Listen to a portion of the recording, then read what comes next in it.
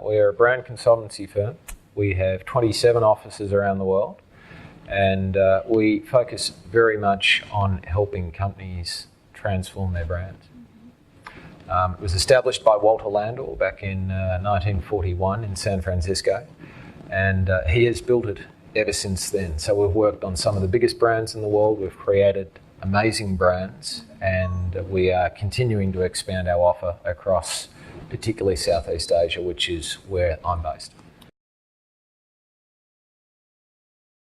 Sure, we work with a whole variety of different clients. People are often surprised to hear that Landor has branded approximately 70 of the airlines in the world. 70 airlines in the world. So Singapore Airlines was one of ours. We often remark that we did too good a job with Singapore Airlines. We did it for Lee Kuan Yew back in 1972. And they haven't touched it since. So clearly too good a job there, but we are working on Alitalia as another airline that we've worked on, British Airways. So airlines has been big for us. We also do a lot of work in packaging. Procter & Gamble is one of our largest clients, and we work on a whole variety of different categories with them, from hair shampoo products and hair care through to fabric care, through to skin care. We're working quite closely with them at the moment as they start to progress the Olay brand. Well, we see branding as something which is very much a perpetuity, whereas advertising is communications and it is always changing. If you think about it, if you do a good job with a brand and position it well, you shouldn't need to change it that often. So when we talk about where we get involved, we come from the perspective that brands are driven by a single compelling idea.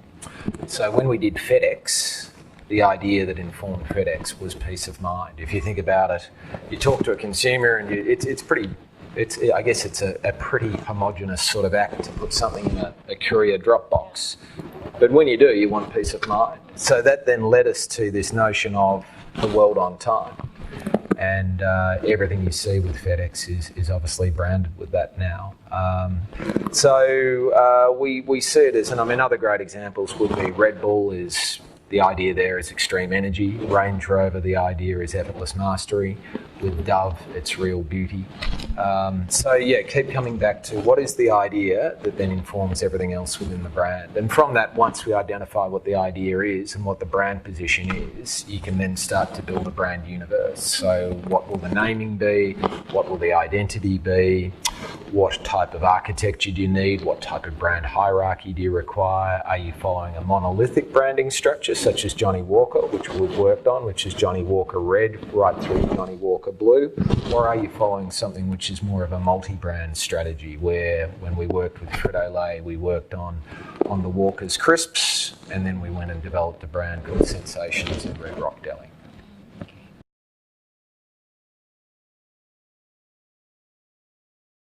Sure, we've worked with Malaysia now for a number of years, and about a year ago we decided to put our own office here. So we now have one person on the ground, that's about to be two, and we see Malaysia as a really good growth market for us.